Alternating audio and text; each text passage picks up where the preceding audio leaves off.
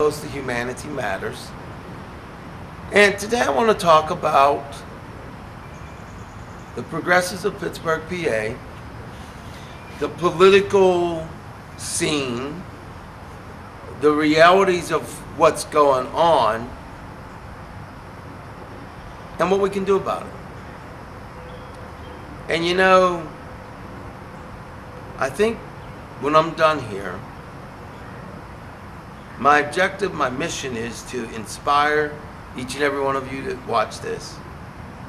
And I think that I can do that.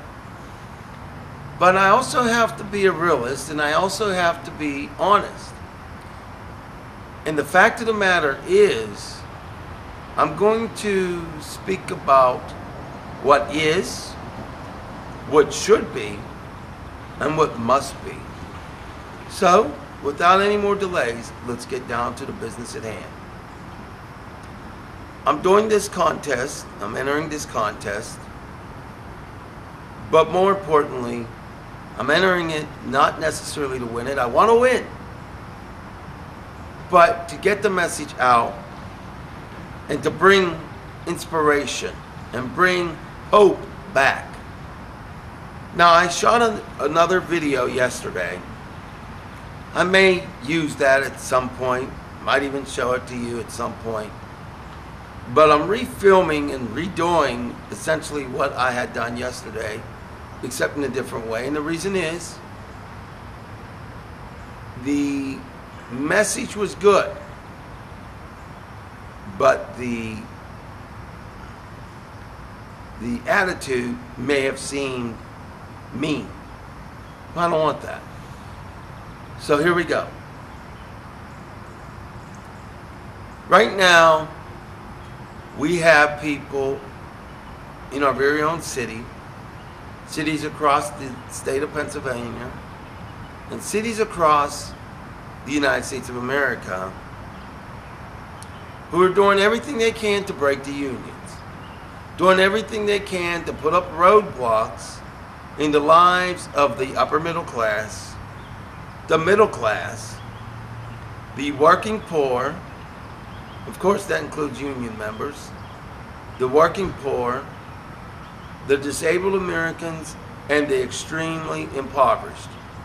Here in Pittsburgh, we have Port Authority Transit, due to mismanagement by the upper management, that are dramatically cutting back the buses, which could be catastrophic to our city, could cost tens of thousands of jobs, and frankly, it's going to harm a lot of people, a lot of senior citizens, a lot of working poor, a lot of extreme poor.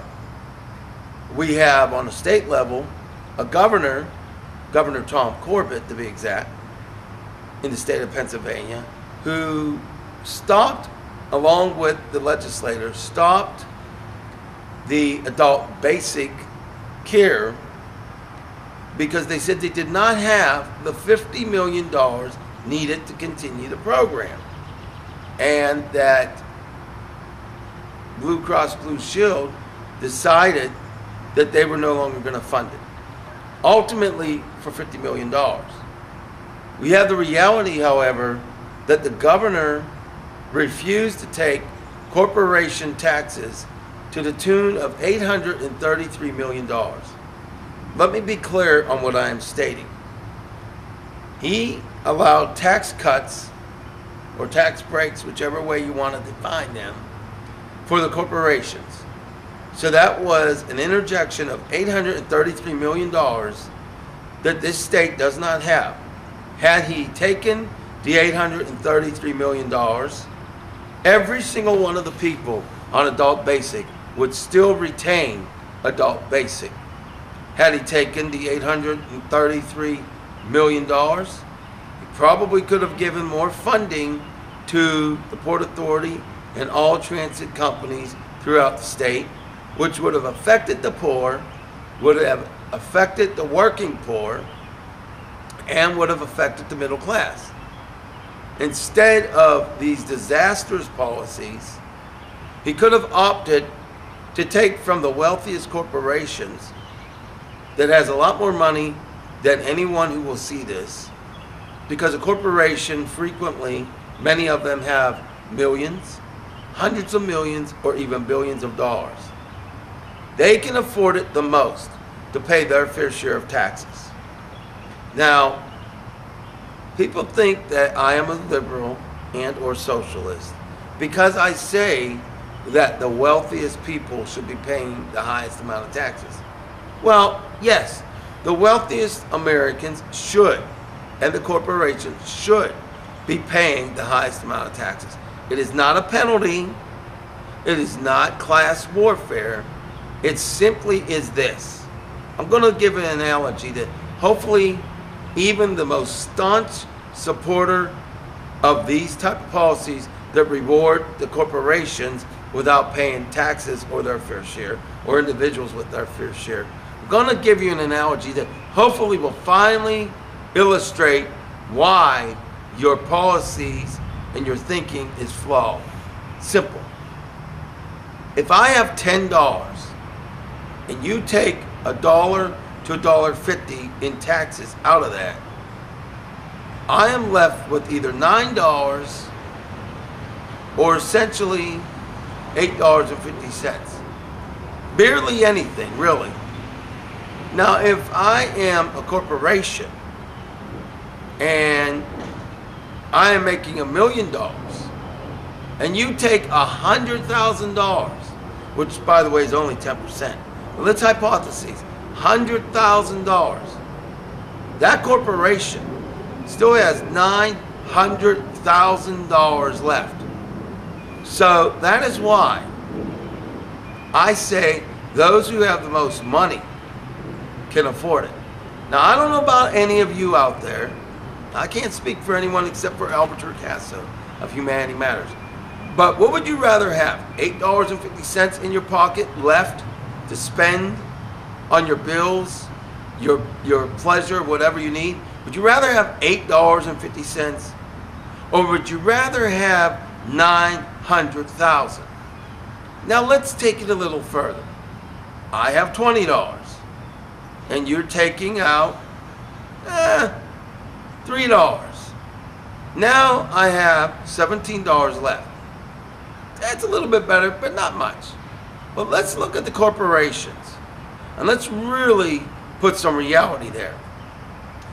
The insurance industry 2 years ago, in 2008, made collectively $900 billion. Check the records, you can find it online. $900 billion. $900 billion. Then we look at the oil industry. They made over $1 trillion. Let us look at the pharmaceuticals. We look to them as an industry. They made roughly $900 billion as well. So if we take those three industries, we're looking at almost $3 trillion. So, do you think that America's working poor should be paying more money? Do you think that America's middle class should be paying more money? Do you think that the individuals watching this living in Pittsburgh should be paying more money? Or should the corporations and the super wealthy be paying more? Socialism? No. It's not. It's not socialism. Liberalism? No, it's not. It's called responsibility. It's called fairness. It's called supporting the nation that created the opportunity for your companies to thrive and become trillionaires or billionaires. Now, many of these are multinational corporations. So one may, on the offset, say, well, actually, America didn't have everything to do with it.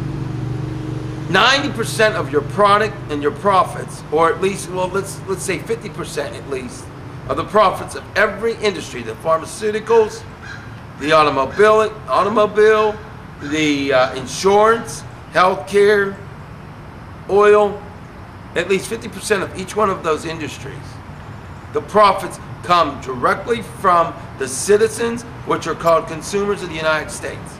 So yes, we personally had a lot to do with your wealth.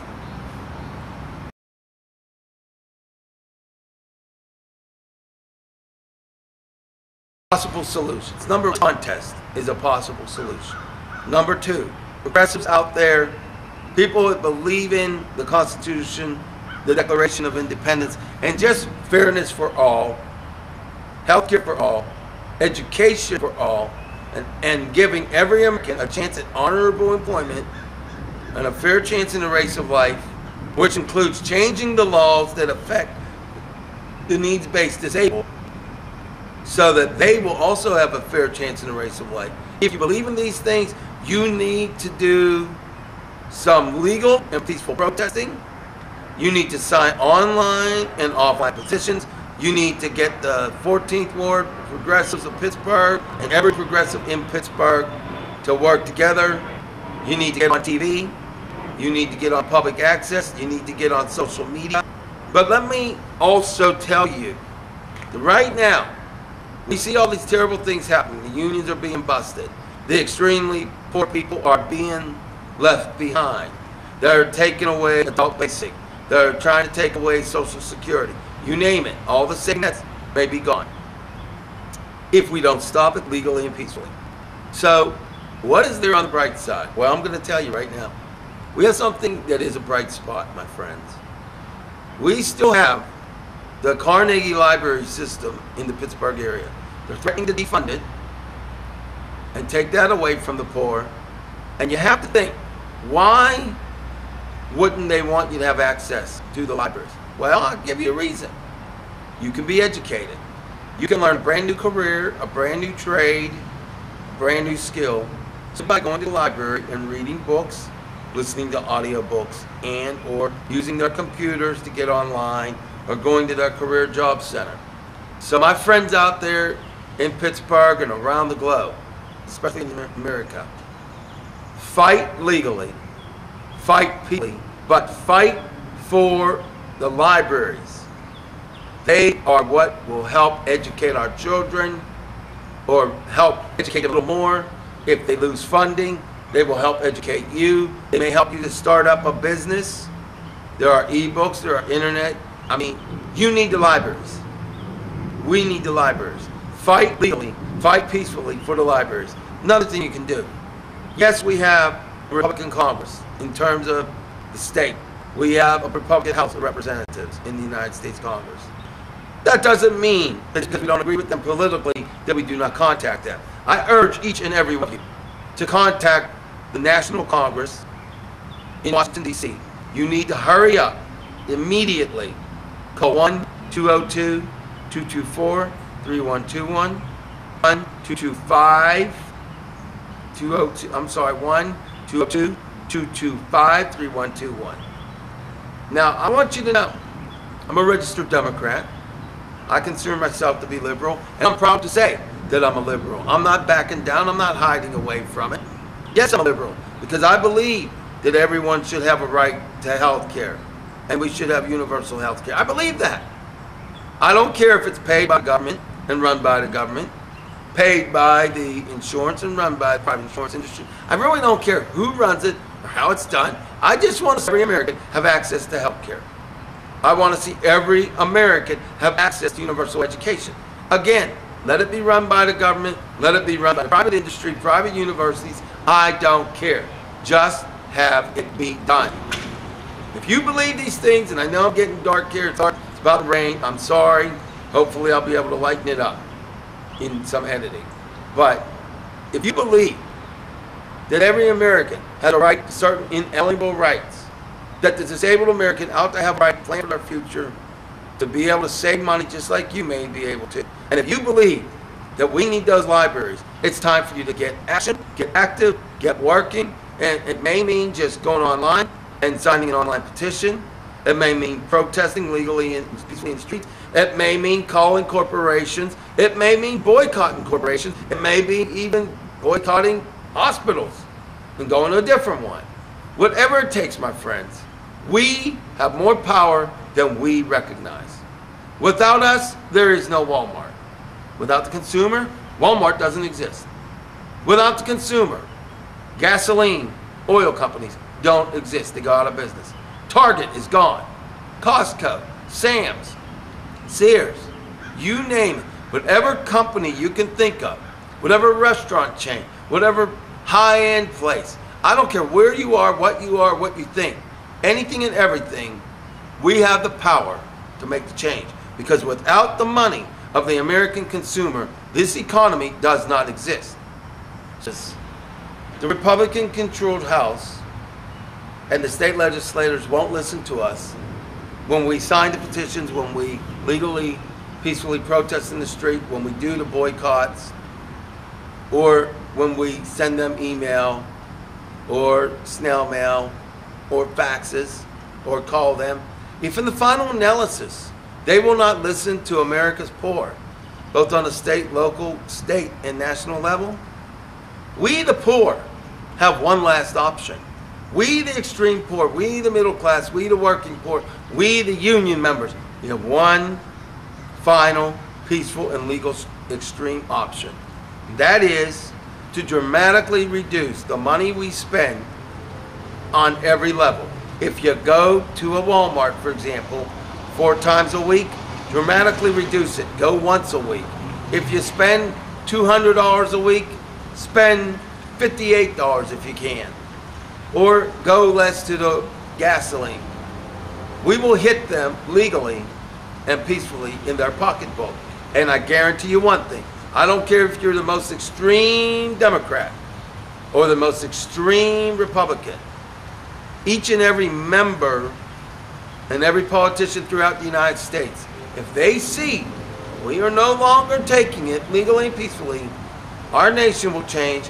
If you want to see the cost of gasoline go down to $2 again, it can be done. It takes courage, it takes determination, and it takes what our great-grandfathers and grandmothers had, the spirit to ration what we need to ration, to not back down. If we have to ration gasoline, let's do it. Doesn't matter, whatever it takes. I've said enough. I'll probably be editing some of this because I'm not sure how many minutes I have. But my friends, we must keep hope alive, such as the Reverend Jesse Jackson has said. We must fight legally and peacefully. I want you to fight. I want you to fight as hard as you ever have. I want you to think smarter. I want you to get educated better if you're having a problem with education.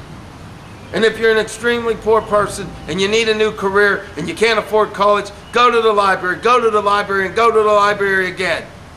And if they take the library, go to the internet, go to the internet. Find a way, overcome every obstacle, because all my Pittsburgh friends over in the 14th Ward, all my Pittsburgh friends over in Pittsburgh, all over the city, and throughout the state, and throughout the United States, and for that matter, throughout the entire world.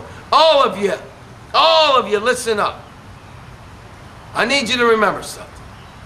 Remember that the time to act for justice, fairness, and what is right is now, and we must not ever retreat in those duties.